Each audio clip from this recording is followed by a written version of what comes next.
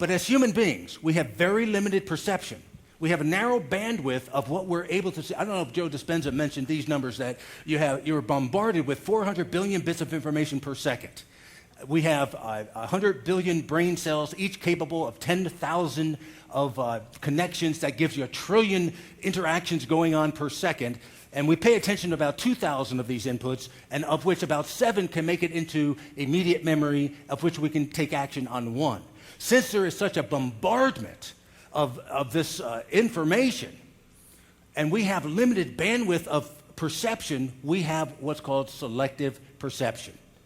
And let me give you some examples. But first of all, even before I get to that, it is so easy to believe that the truth is you're just too busy because of our limited perception. Let's take that off for a second. I'm going to show you an illusion. I'm going to show you about our limited power of observation. I show you my hands are empty. I snap a finger, make a fist, and pull out a scarf. See how that worked? Where's that moth? Now where are you? Now watch. I'm going to make this disappear. Make a fist, tuck it into my hands, tuck it into my fist. It's not going in my ring. It's not going in my sleeves. It's going, and the scarf has disappeared. And you can see it's not here, and on 3, 1, 2, 3, it's disappeared. Right now, what you're probably saying is, what a talented individual. I'm going to show you how I did this, only under one condition. It's a standard magician's trick. If it gets out that I showed you this, they'll make my car disappear. Need to promise to keep this confidential. Will you keep this confidential? Yeah, it'll be on your Liberty League website by the time I get back to California. It'll be in Spanish, too. So, I show you my hands are empty. Raise a hand if you see empty hands. Go ahead, let's see the executives. Raise a hand if you see empty hands. You can't trust your interpretation of what's going on around you. I know it looks like my hands are empty. My hands are not empty. I'm wearing what's called the vernet thumb tip. Inside of the thumb tip is the scarf. This is how this works. There it is. On sale, by the way, for $8, and I do have these right out here.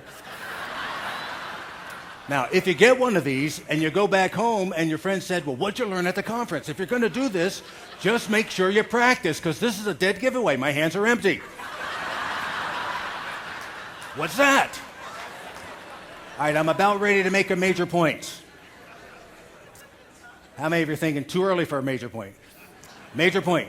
I show you my hands are empty this time. What's the only thing you see?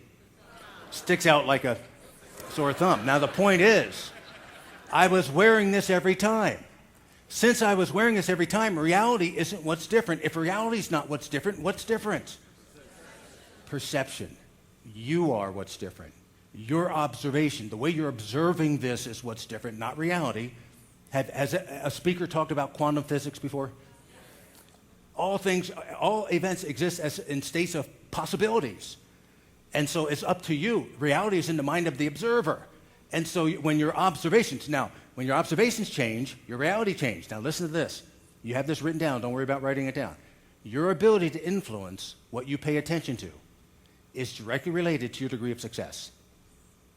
Can you imagine that it would be in your best interest to be able to do this? You know, you want to diet and here's a piece of pie. What would it be like if you could eat just a small piece of that pie and then be totally satisfied and not want any more and not have to fight yourself? That would be helpful, wouldn't it? If there was something that you don't particularly like to do, and if you could change that habit, that would be helpful. And I'm going to show you how to do that.